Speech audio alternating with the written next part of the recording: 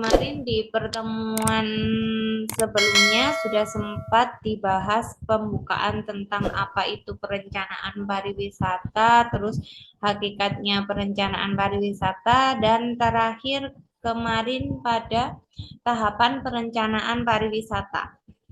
Yang pertama, inventarisasi mengenai semua fasilitas yang tersedia dan potensinya, terus menaksir pasaran pariwisata, memperhatikan di mana terdapat permintaan yang lebih besar daripada penawaran. Kemarin terakhir di poin ketiga ya. Kemarin contohnya apa ini? Memperhatikan di mana terdapat permintaan yang lebih besar daripada persediaan atau penawaran. Jadi ketika kita mau terjun ke bisnis pariwisata pada tahap perencanaan, yang ketiga yaitu adalah memperhatikan di mana terdapat permintaan pasar pariwisata dengan membandingkan ketersediaan. Kemarin contohnya yang sempat kita bahas adalah yang SCN, Surabaya Carnival. Jadi pada saat proses perencanaan pariwisata, ketika hendak melakukan bisnis pariwisata, setidaknya dicek dulu apakah di tempat tersebut sudah tersedia pariwisata yang sama atau bisnis pariwisata yang sama. Terus lebih banyak permintaannya itu di bidang pariwisata yang seperti apa? Ingat nggak? Ingat tak? Kemarin kalau di Surabaya, kalau sesuai dengan permintaan pasarnya itu sebenarnya yang banyak adalah pariwisata di bidang Belanja. Hotel. hotel yang paling masuk. Kalau alam susah ya, karena alam itu terbentuk secara alamiah. Jadi kalau untuk bisnis, itu bisnis pariwisatanya yang bisa, yang mungkin kayak restoran-restoran yang mengusung tema alam. Nggak tahu saya di Surabaya ada nggak ya? Wisata kuliner yang mengusung tema-tema alam. Kayak yang di Batu gitu. Ada yang pernahkah di Surabaya?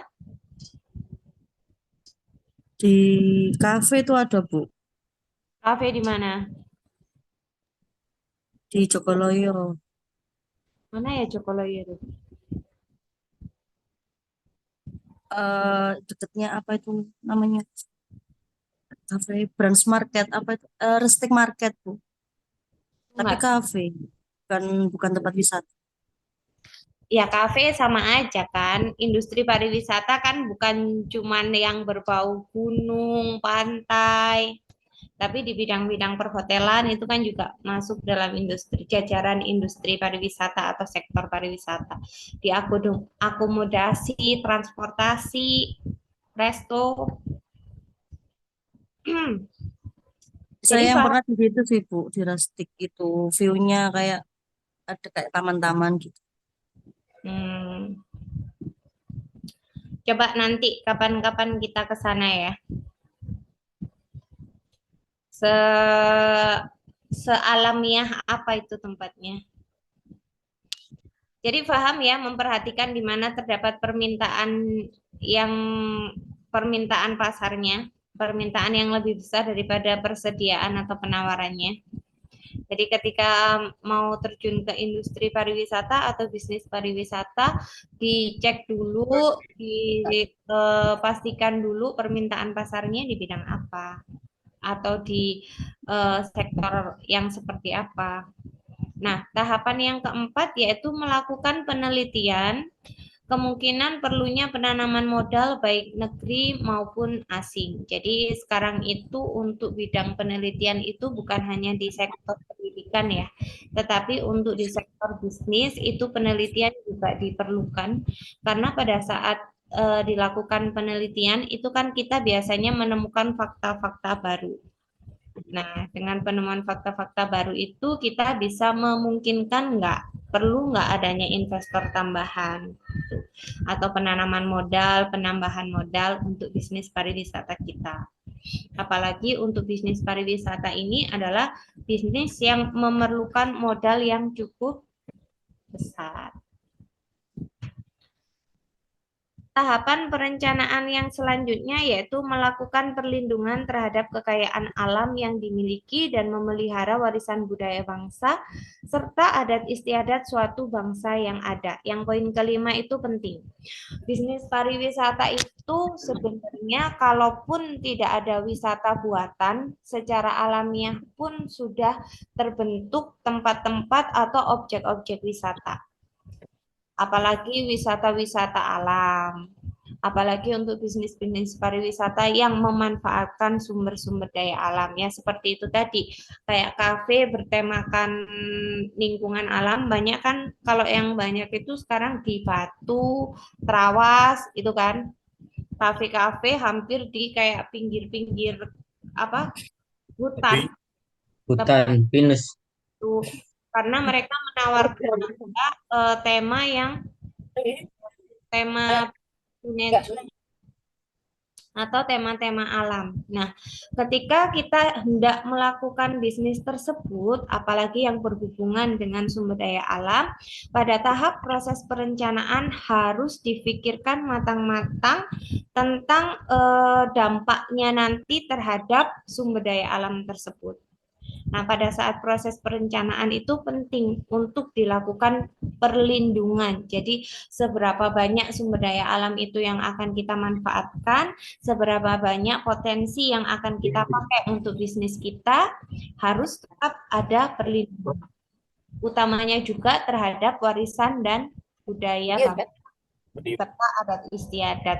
Banyak kan tempat-tempat wisata budaya seperti itu harus tetap dijaga keasliannya, keunikannya. Makanya kenapa waktu di Bali ada turis atau wisatawan asing yang secara sengaja melakukan tindakan-tindakan yang dilarang di tempat-tempat sakral itu benar-benar mendapatkan teguran yang keras karena untuk menjaga Kalau panas enak. Tapi kalau buat gue sih tadi karena mic-nya boleh di mute dulu, Olah. Tuh. Jadi tahapannya sampai ke 5. Ada tahapan perencanaan pariwisata itu ada 5 tahap. Kalau 5 tahap ini sudah kita lakukan, baru kita bisa melakukan pelaksanaan dari perencanaan pariwisata itu. Next, mengapa perencanaan pariwisata itu penting? Seperti yang kita tahu kemarin, seperti yang saya sampaikan kemarin, bahwa semua bisnis itu selalu dimulai dengan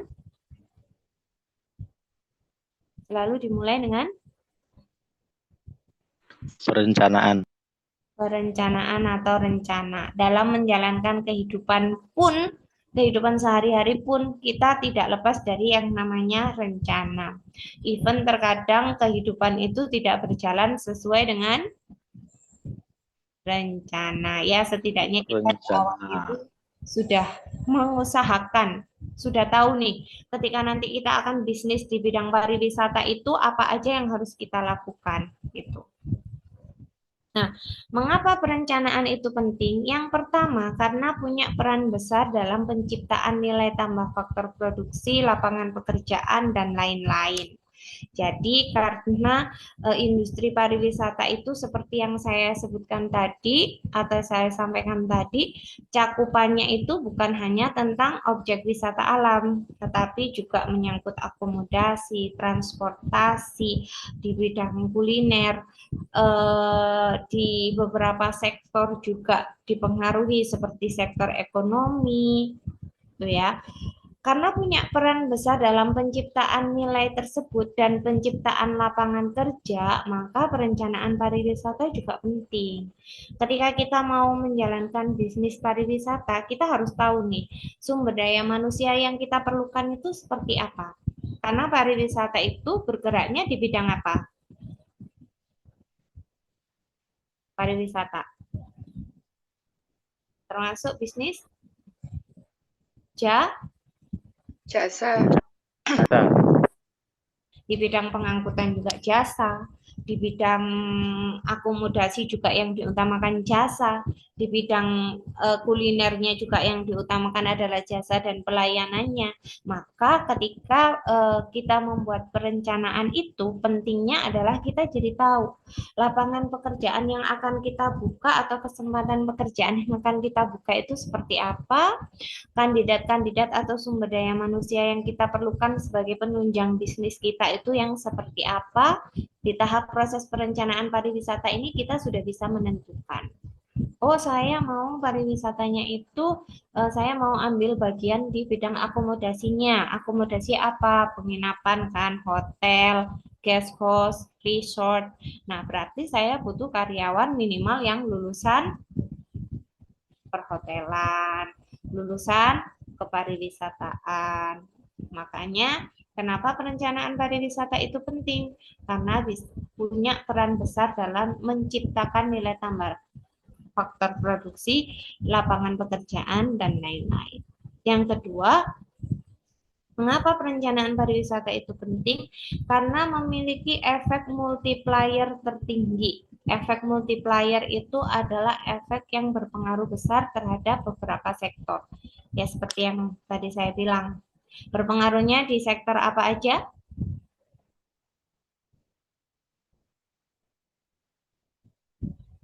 Akomodasi,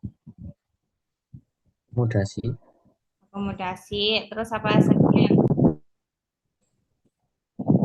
Transportasi, Transportasi, terus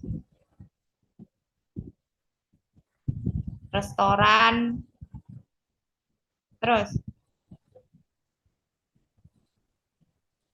yang termasuk dalam bisnis pariwisata, usaha perhotelan, apa? perhotelan, Hotel kan tadi masuk akomodasi. Transportasi.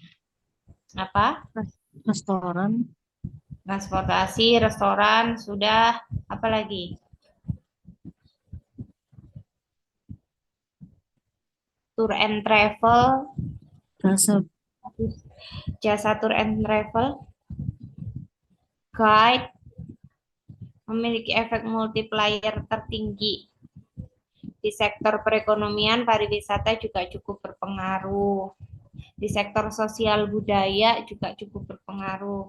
Pada kehidupan sehari-hari manusia juga berpengaruh. Itu namanya efek multiplier.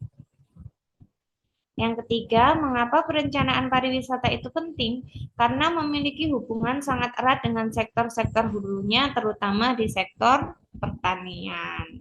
Jadi sektor pariwisata itu memiliki hubungan yang erat dengan sektor-sektor lain, utamanya di sektor pertanian.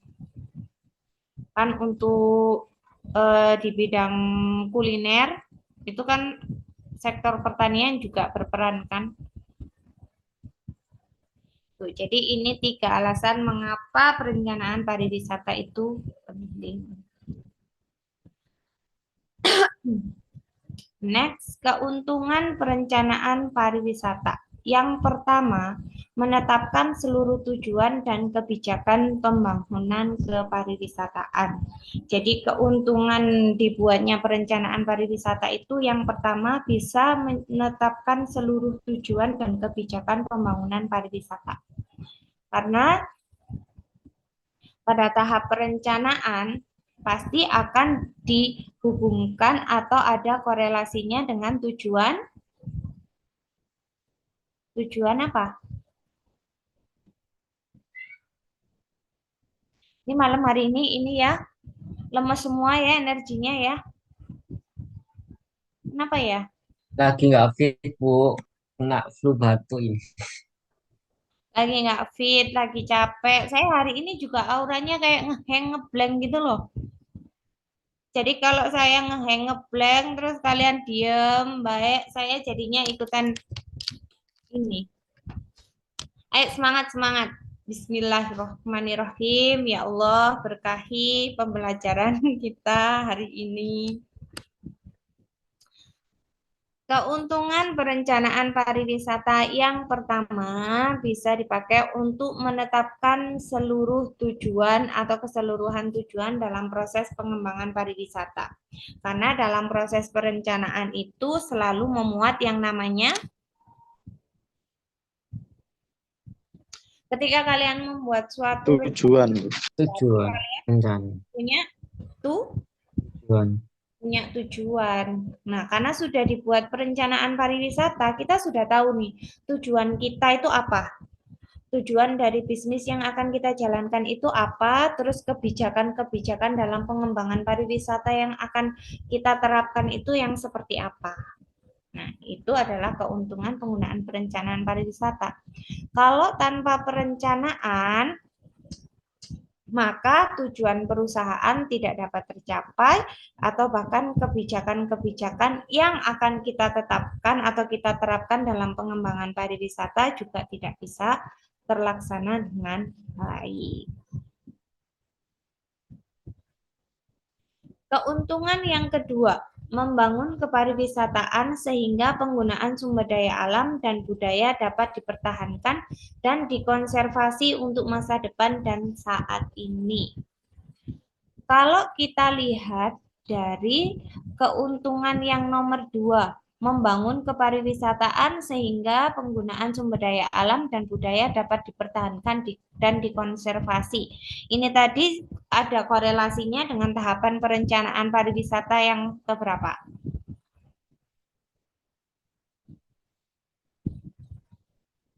Yang Ketiga. Ketiga.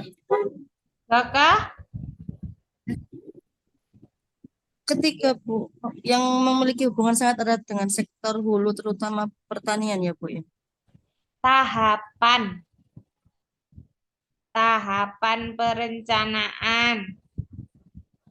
Ada korelasinya dengan tahapan perencanaan yang nomor Kelima, Bu. Nah, 5. apa tadi 5? Melakukan penelitian Melakukan perlindungan terhadap kekayaan alam dan memelihara warisan budaya bangsa atau adat istiadat suatu bangsa. Karena pada tahapan yang kelima kita sudah memikirkan untuk perlindungan sumber daya alam dan warisan budayanya, maka dengan adanya perencanaan tersebut kita diuntungkan yang kedua yaitu membangun kepariwisataan sehingga penggunaan sumber daya alam dan budaya dapat dipertahankan. Tuh. Jadi kalau tidak ada perencanaan yang nomor 5, maka kita tidak akan mendapatkan keuntungan yang nomor 2. Karena tidak direncanakan sebelumnya, akhirnya kita nggak tahu. Sumber daya alam bisa saja bisnis yang kita bangun nantinya justru menimbulkan dampak yang negatif bagi keberlangsungan sumber daya alam dan ketersediaan sumber daya alam, serta bisa jadi juga budaya yang selama ini dipertahankan itu tidak bisa dijaga atau dikonservasi.